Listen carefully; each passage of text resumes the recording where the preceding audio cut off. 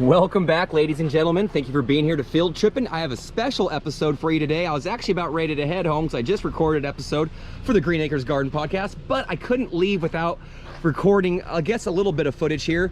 I am at the Bee Garden here at UC Davis. Just an amazing garden that is self-funded. So if you know some folks that want to help out with some donations, this is a great place to support.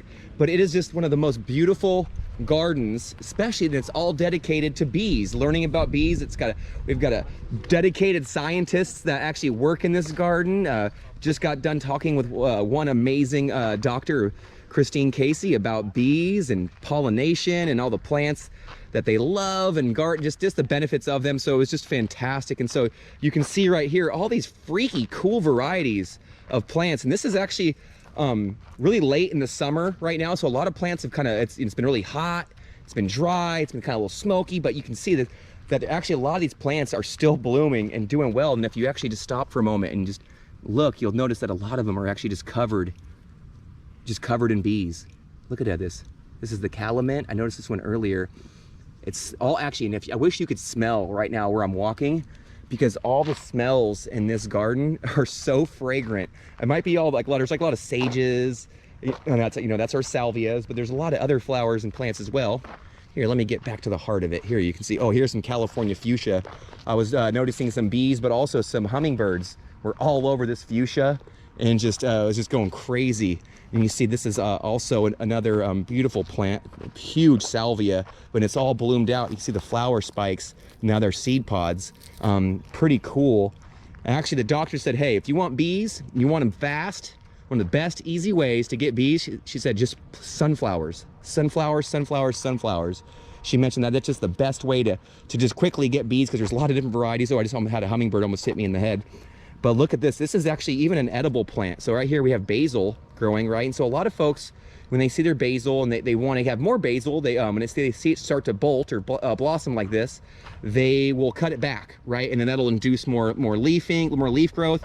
But she recommended that, hey, give it a chance. Maybe leave 1 or 2 of them in your garden and let them go to seed. Because look, as you can see, these flowers, the bees love them. The bees are all about it. And we also learned that if you like to eat food, especially if you have a home garden, or even just in general, even if you don't have a home garden, bees are so vital to us, to humans, to our lives. Much of the food that we eat, about 3/5 of it or so, give or take, is you can direct right back to a pollinator. Oftentimes it's a bee. So it's pretty incredible. You can see all these beautiful, I noticed this one here was just covered in bees earlier, and it still is.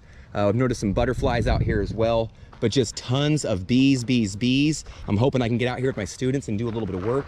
Really quick, I want to show you one thing that I want to share today, and she mentioned that it's really helpful to have a little bit of open soil in your garden where you don't have mulch, maybe where it's just dirt, and then where you can actually have some mud even, and the bees will actually dip down and they'll drink from the mud.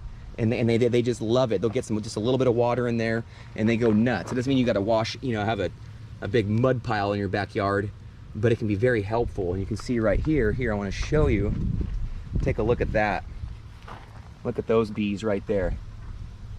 Just beautiful, all going to work, getting ready for the fall, getting ready for winter. So they're a little ornery, so I don't want to get too close, but actually out here in the bee garden, you'd be surprised that we're not getting stung by bees. There's bees everywhere, but I'm in no danger of getting stung by them right now, because they're just too preoccupied with eating. They just love these flowers too much. That's what they're all about. So you can see, look at this one right here. So this looks actually like an oregano, I believe. So here's another edible herb that just blooms like crazy, and it is absolutely just covered in bees. I mean, there's probably 200 bees on this one plant, and I'm not even kidding you, because just this one little square foot, there's probably 15, 20. There's got to be 100 bees on this one plant. It's just beautiful. I love that. I could stay out here all day, but my wife will probably kill me if I don't get home soon. It's her first day home with the baby all alone, so I will bid you adieu. Until then, I wish you happy gardening, but come out to the bee garden out here. It's a beautiful place, and support it. Come learn here. It is, you can relax, read a book, help out, volunteer. You can donate. There's so many different ways to be a part of the garden out here. I urge you just to look it up, the bee garden here at UC Davis. It's a beautiful, wonderful place, and I am hoping that I get to share it with all of you. So until next time, see you then. Happy gardening.